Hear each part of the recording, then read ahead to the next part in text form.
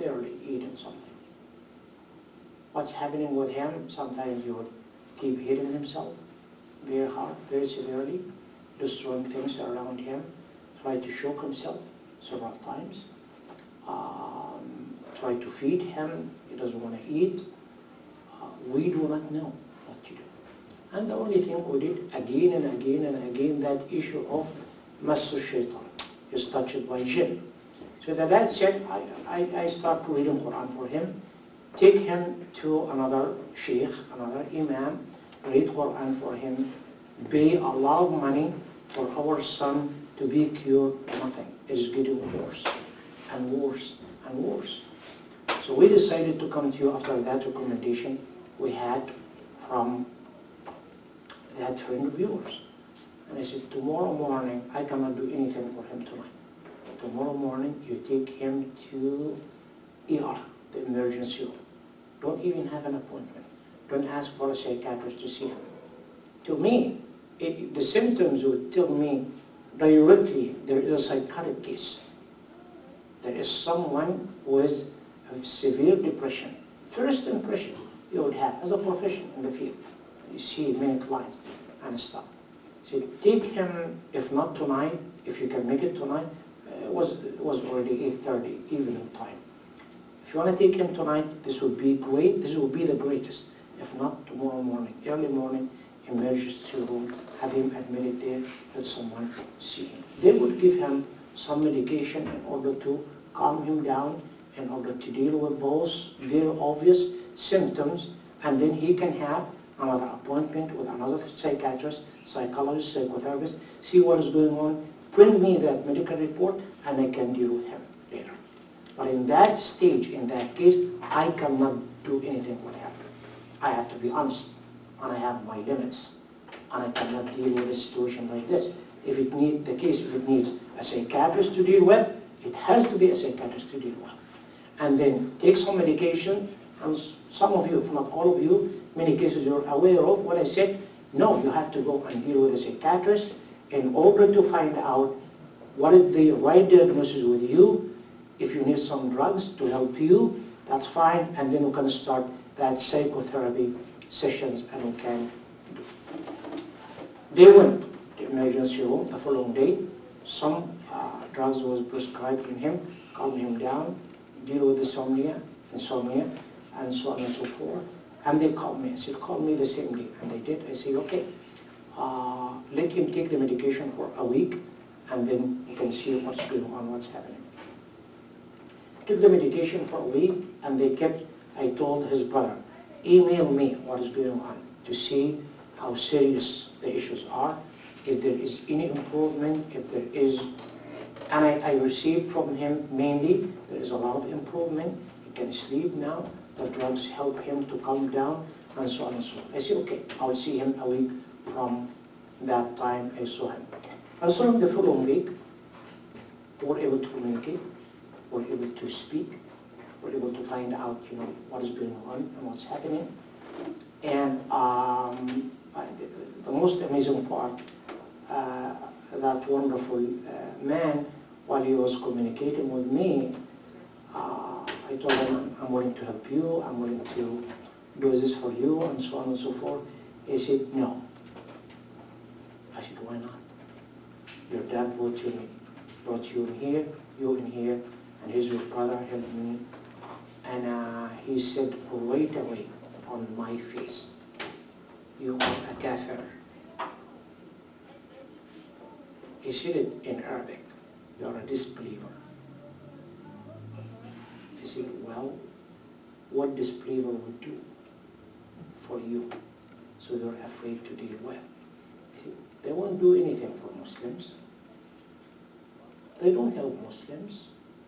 They are killing Muslims. They are torturing Muslims. That guy a week ago did not even utter a word.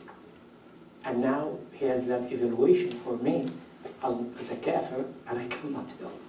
He said, how can I prove to you I'm not a kafir? I said, okay. You read Quran? I said, yeah. Can you read Quran for me? I said, yeah. And I start reading Quran, the recitation. Okay. A beautiful voice, as you know. I said, oh, not. Oh, you're testing me. How about if I test you? I say, oh, go ahead, test me. I say, okay, I will read some parts of the Quran and tell me how much you have memorized. And when I start saying, again, such a sort of Fatiha, I told him, and he started reading and reciting, beautiful voice, with tajweed. And I kept testing him on, just in order to have a good communication with him, and to find out what is going on, and so on and so forth. Anyhow, we ended up with that session, seeing that we'll be talking about his problems more and more. We'll start sessions of psychotherapy along with the medication. He's taking, I did not eliminate that medication. Since I know that, as I have to look at the list of the medication and find out the side effects. If there is any side effects, I will tell him or her or them right away, go change that medication. Tell your psychiatrist there is side effects. I have a big issue about the medication. Side effects, it means find out something else. I'm very careful with this. So, he's improving, and things are going okay. And the dad asked again, should we keep going to that sheikh and imam to read Quran for him as ruqya? I asked him that question simply. You have been doing this for 6 months. There was no improvement. I'm not against reading the Quran. If you'd like to read it at home for him and save your money, please do. Does he like that? He loves that. Say, good. Keep doing it for him. I cannot tell him, especially if they are believing that Quran would help. You cannot tell them, no, don't read Quran, it doesn't help. It might, with the miracles of Allah subhanahu wa ta'ala. Keep reading Quran for him. وننزل من القرآن ما هو شفاء ورحمة. Maybe the Quran would help somehow, penetrate deeply in his heart and his mind and his soul. And you say, oh, I feel comfortable with this, okay, that's fine. But don't go spend money. Don't take it as a business. Don't ask people, session 1 hour, it would cost between $200 and $250, if not $300. Just by reading some Quran to abide, and nothing would come out of it, subhanAllah. He's doing well. The reason I'm mentioning this example to you to answer your question, they went to many places of worship. Masajid, it didn't help. Community center, what the community center is going to do with a guy like him who does not even communicate, who does not say anything. Play basketball with whom? Play volleyball with whom? Go swimming, I'm not interested in any of these. Doesn't help. You stay in the masjid day and night, worship Allah subhanahu wa ta'ala. He might stay there, but what is the cure? What is the treatment? Find a professional to help you. But be smart enough where to go. Where to go. And I would say the absolute responsibility when it comes to our kids, to our youth, is parents. Find out what goes unusual. How is he sleeping? How is he eating? How is her behavior? How is her communication? How is her relationship with friends, with mom, with dad, with siblings? If I find something unusual happening, wait away, convince your kid, convince your son, convince your daughter, we need to seek some professional help. I would say preferably a Muslim. I'm not against non-Muslim, but with a Muslim who does have your religious background. He can deal with it. I can mention many things. When that aspect is missing, your Muslim background, the treatment goes very bad. Or your cultural background. I'm not aware of your cultural norms and so on and so forth. How would I know? Okay? If you find a Muslim with that sincerity and that approach, and again, I'm not against anyone, find out what would be suitable to my son and my daughter to help him or her, maybe for a while, maybe for go in that direction in order to help in that direction. As I told you, with him, and I saw him, that wonderful brother, I told him, take him to the emergency room right away. Have a psychiatrist to see him. Let him prescribe some medication for him to calm him down. And he did. So you can utilize those approaches to them. So again and again, place doesn't help. community center does not help, some people around does not help, it is the absolute responsibility of parents. Find out with him or her and move on and go to find, someone else, to help. So that's one case, just recently, subhanAllah. Many cases, you can find, I can tell you and I can share with you how those cases, if you're not dealing with, in a very, very professional way, you'll be losing a lot. Okay? More questions? Yes? No, I feel like, we have a smaller number of kids that have these severe problems that you're talking about. A larger number will have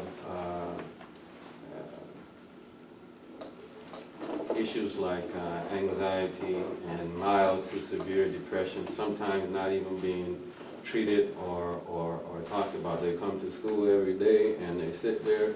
You can't, like they can sit in the classroom for an entire year and not say anything to anybody. The teacher says, do you have any questions?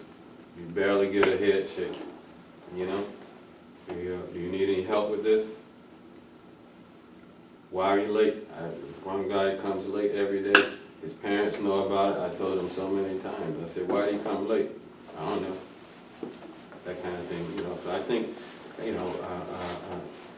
it's a statement, and then the question is, what's going on with these kids? We had a speaker today at Washburn, the counseling department, brought this lady there. She's a psychologist, and she spoke about anxiety and yeah, she spoke about anxiety, cues and ways that kids can. It was directed towards teenagers, ways kids can deal with their anxiety and whatever. But I think this is a bigger problem, and I have a sense that part of it's due to the technology. They're able to spend so much time with this device, and they after a while become really, really introverted, and they don't trust anybody, and they don't share their feelings and the things that's bothering them. I don't even know if their parents know what's going on. Thank you so much. Your question is a wonderful and a great question. I know you personally and how sincere you are and how dedicated, not only to your professionalism, your teaching, but your students. You care a lot and so on and so forth. If I were you, knowing you really well, when you see those cases with anxiety or depression, they are in front of you and you ask them, what's wrong, what is going on, what's happening, can I help you, and so on and so forth. I would go for further steps. One of them, refer him or her, of course with his consent, with his permission, to the psychologist at school. And try, do your best to convince that student of yours. If you go and talk to Mr. such and such, Mrs., go talk to her without even mentioning, his or her professional background. Because once you say psychologist or psychotherapist, you say, I'm not crazy, why are you referring me to this? Because with some students, especially coming from foreign national land with that stigmatization, I'm okay, I'm fine, I didn't sleep well, I have a bad mood, I'm not in a good mood today. So referral to the psychologist at school. If it doesn't work, somehow you do have those teacher and parent conferences. Assuming that, or admitting that, not each and every single parent would come to the student conferences. Maybe 50%, maybe 25%. If you're lucky, 10% of the parents would come to their students' teacher conference. I would share with the parents my observation. See, this is confidential, and I'm sharing this with you, and here's what's going on.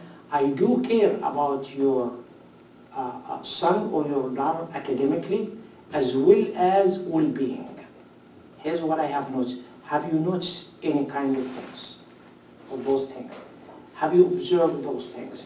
Keep in mind, find out, and you can even direct them, either to communicate with a psychologist at school or with a psychologist or a psychiatrist outside school. Take your son or your daughter by convincing him or her there is some issues in here. That anxiety is getting higher and higher, is getting worse and worse. That depression, I can see how severe it is, and something might happen. So I'm following those approaches and being very, very sincere, as you always are, and a lot of parents would really appreciate that.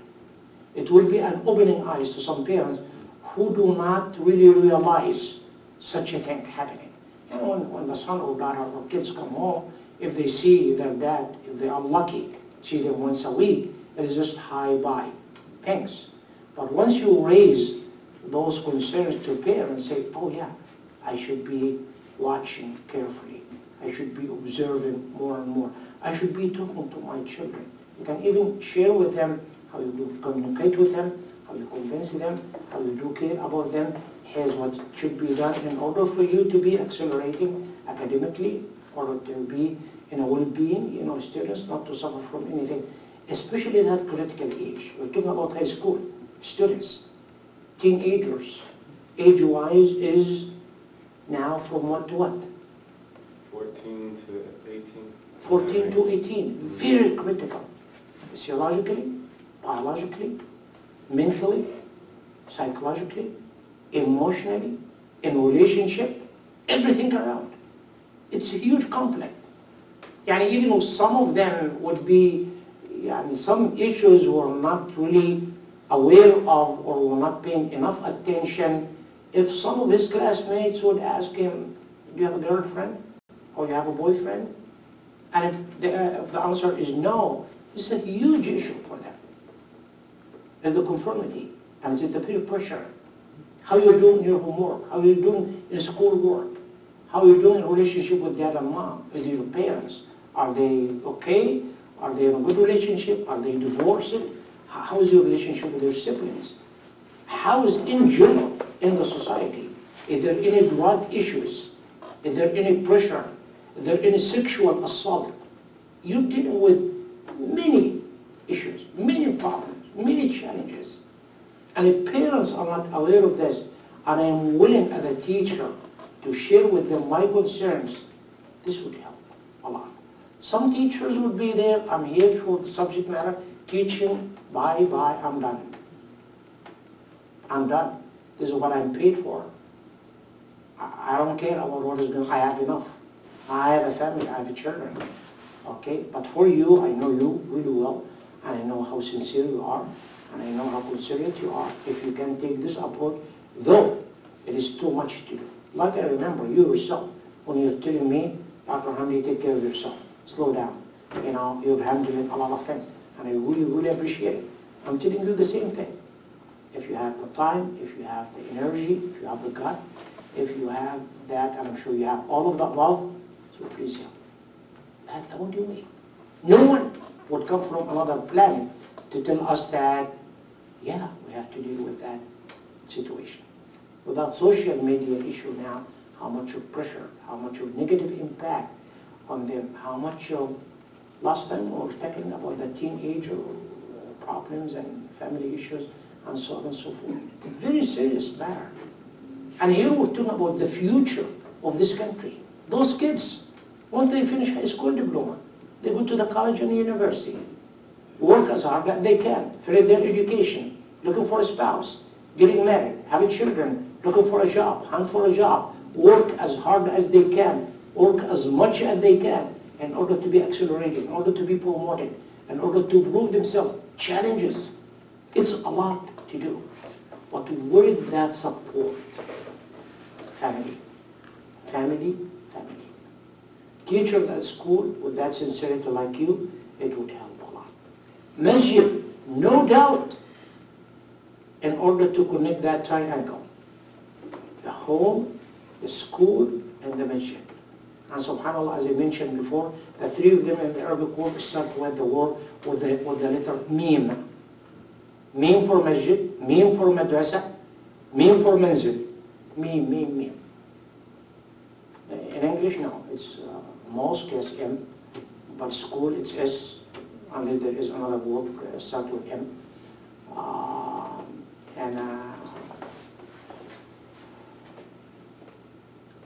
So I feel that the community has to do more and more and more. And many masajid, and many imams, and many people who can help and support our kids, the future of our, of us here in this country. Yeah. Okay. Any more questions to entertain? Any more? Okay. So we'll stop at that point, and thank you so much, and Jazakumullah khairan. May Allah will all of you the best. The topic, as I said, it's very broad, it's very sincere, it's very serious, and we can tackle a lot of issues if you'd like to go for another session, inshallah. Jazakumullah khairan. Assalamu alaikum wa rahmatullahi ta'ala wa barakatuh. Wa alaikum salam wa rahmatullahi.